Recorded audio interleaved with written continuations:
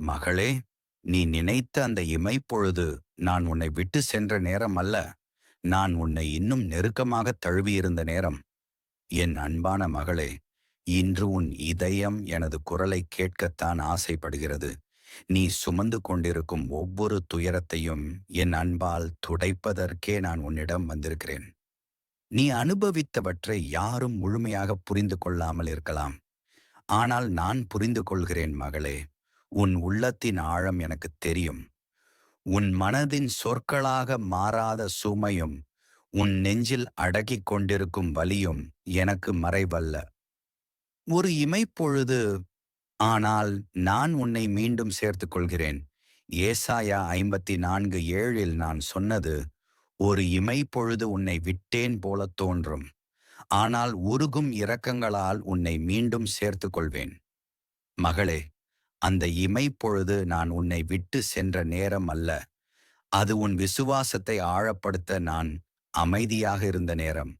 நீ தனியாகிறேனோ என்று நினைத்த அந்த நொடிகளிலும் நான் உன் அருகே இருந்தேன். நான் பார்த்தேன், நான் உணர்ந்தேன், நான் தாங்கினேன். நீ உன் அறையின் மூலையில் அமர்ந்து, "ஏன் இப்படியாக நடக்கிறது?" என்று கேட்கும்போது கூட உன் குரல் என் இதயத்தில் ஒலித்தது. நான் உன்னை ஒருபோதும் கைவிடவில்லை மகளே. நீ நினைத்தது போல உன்னை விட்டு நகரவில்லை.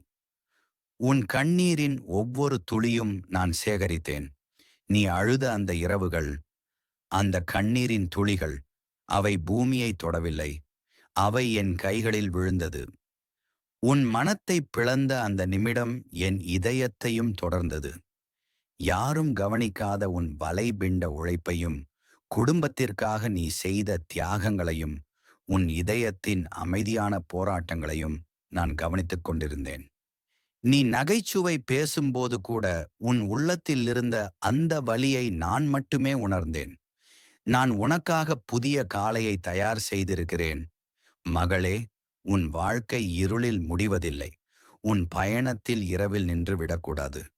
நான் உனக்காக ஒரு புதிய காலையை எழுப்புகிறேன். உன் வாழ்க்கையின் கதவை நான் திறக்கிறேன்.